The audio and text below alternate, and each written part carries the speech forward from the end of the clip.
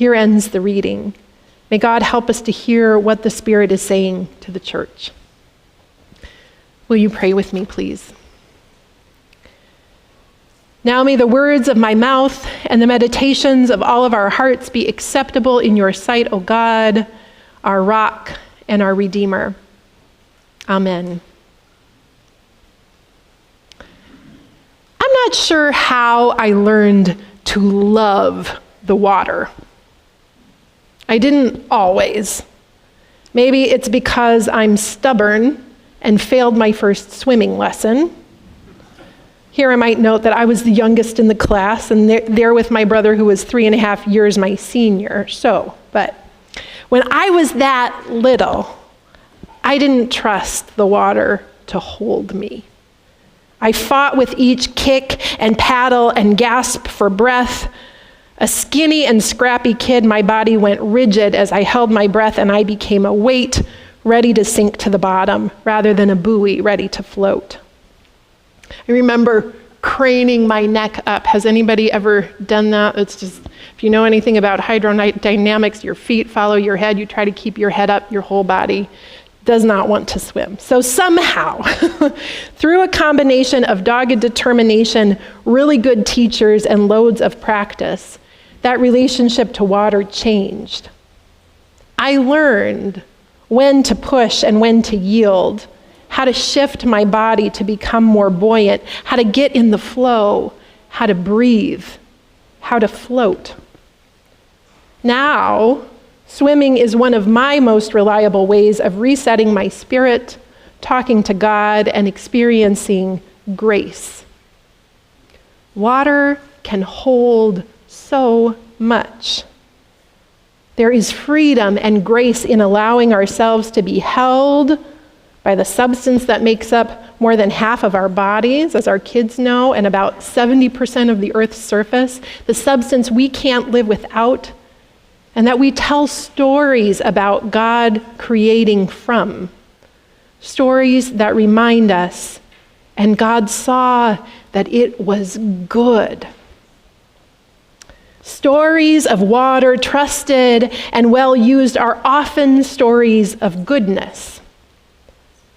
Marilynne Robinson's Gilead is a novel in the form of a long letter from an aged Iowa minister to his young son. It's beautiful and honest and nostalgic, and it holds a passage about the goodness of water that might just be responsible for my call to ministry. John Ames, the narrator and letter writer in the novel, relates a story about how, as a young preacher's kid himself, he and some friends got it into their heads to baptize a litter of cats. Quote, "They were dusty little barn cats, just steady on their legs, the kind of waifish creatures that live their anonymous lives keeping the mice down," unquote. John Ames says, Robinson writes, "So down by the creek, quote, I myself moistened their brows, repeating the full Trinitarian formula," end quote. I want to read a more extended passage to you of that happening and the part that really got me and that I think is really relevant for us today. Quote, "I still remember how those warm little brows felt under the palm of my hand. Everyone has petted a cat, but to touch one like that with the pure intention of blessing it is a very different thing. It stays in the mind. For years we would wonder what, from a cosmic viewpoint, we had done to them. It still seems to me to be a real question. There is a reality in blessing, which I take baptism to be primarily. It doesn't enhance sacredness, but it acknowledges it, and there is power in that. I have felt it pass through me, so to speak. The sensation is of really knowing a creature. I mean, really feeling its mysterious life and your own mysterious life at the same time."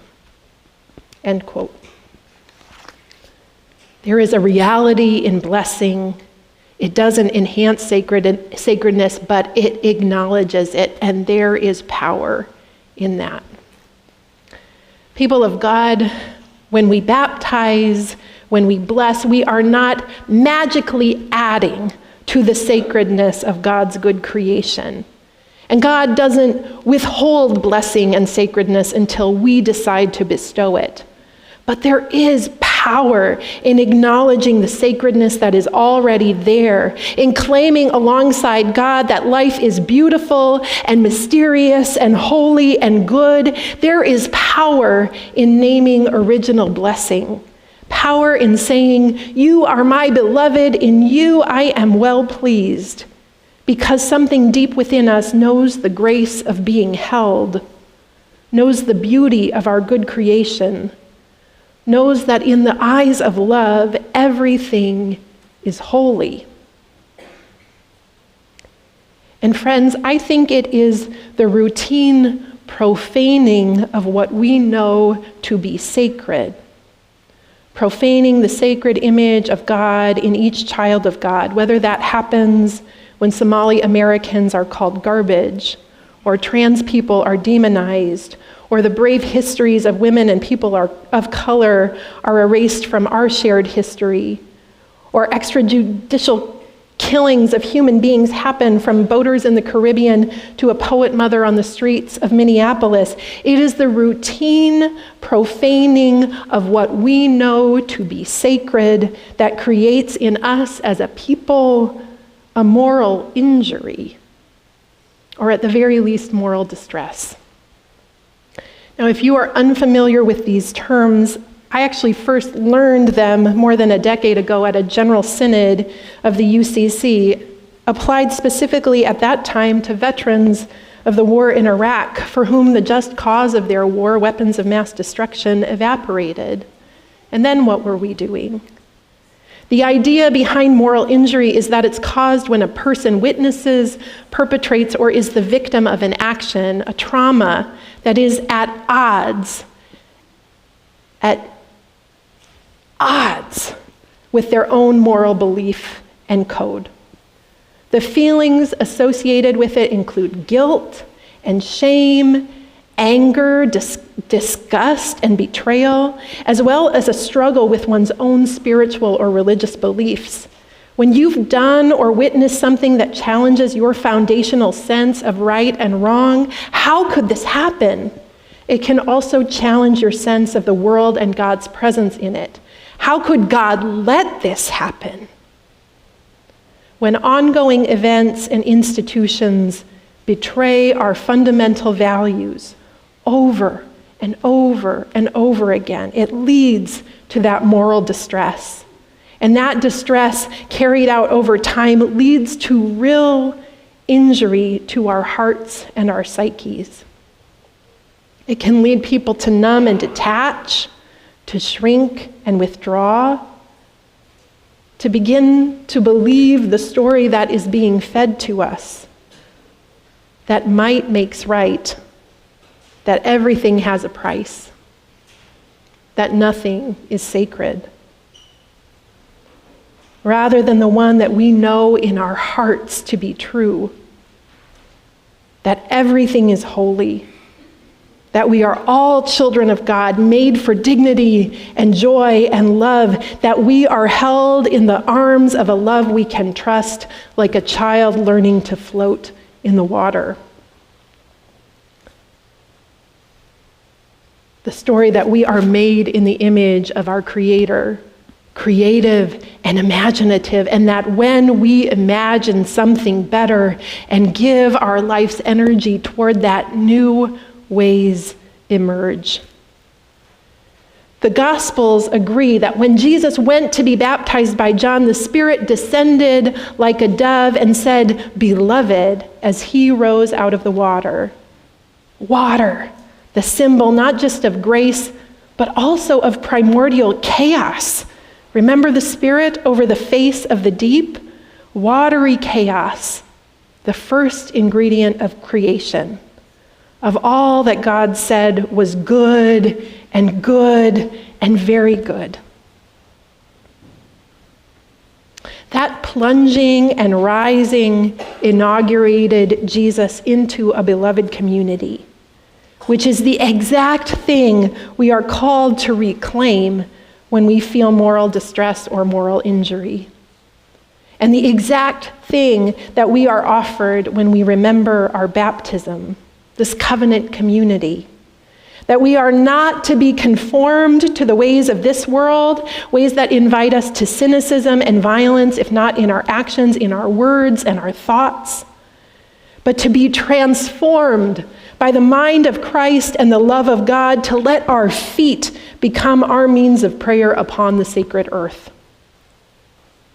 We are called to trust that we are held in grace as we show up for our neighbors in whatever ways we can.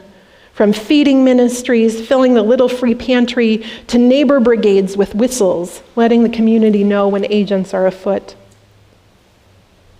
Sometimes it feels hard to hold in mind that a world that includes extrajudicial killings of poet mothers is also the world that includes children baptizing kittens. Holding both truths together is more painful than holding just one. And yet it is essential for healing, for hope, for the new thing we yearn for God to do.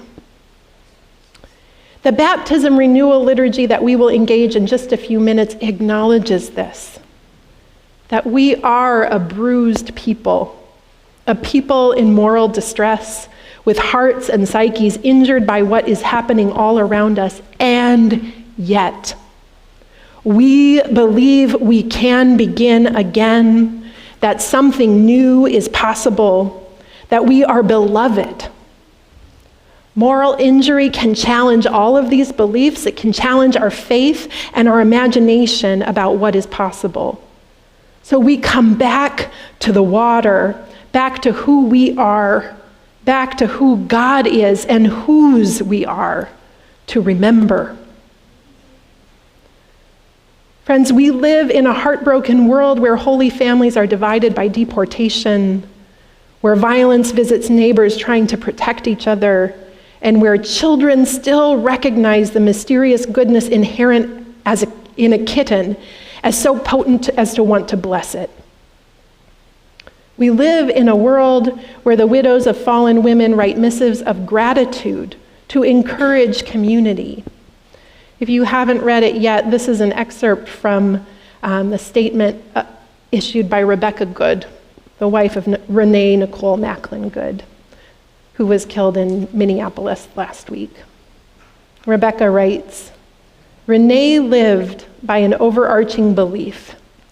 There is kindness in the world, and we need to do everything we can to find it where it resides and nurture it where it needs to grow. Renee was a Christian who knew that all religions teach the same essential truth. We are here to love each other, care for each other, and keep each other safe and whole. We thank you for ensuring that Renee's legacy is one of kindness and love. We honor her memory by living her values, rejecting hate and choosing compassion, turning away from fear and pursuing peace, refusing division and knowing we must come together to build a world where we all come home safe to the people we love. End quote. To be able to articulate so clearly one's sacred values at exactly the moment they have been transgressed. What a gift, what strong medicine Rebecca Good offered us. And so are the waters of life we approach in baptism. One more reading for you, friends, before we make our transition. Margaret Atwood has a word about water from her novella, the Penelopiad. Try saying that one. And that word is worth holding in mind and heart, as our hearts hold so much. As we do our best to cling to what is holy and good, remember this about water. Quote, water does not resist. Water flows. When you plunge your hand into it, all you feel is a caress. Water is not a solid wall. It will not stop you, but water always goes where it wants to go, and nothing in the end can stand against it. Water is patient. Dripping water wears away a stone. Remember that, my child. Remember, you are half water. If you can't go through an obstacle, go around it. Water does. End quote. Patient caress, going where it will. An image of the Spirit, an image of life. People of God, let that water hold you, cleanse you, stretch you, restore you to community, baptize you, beloved, and remind you of the creative, loving, with us God, who abides through all that is confusing and painful, joyful and hope-filled, sacred and true. Amen.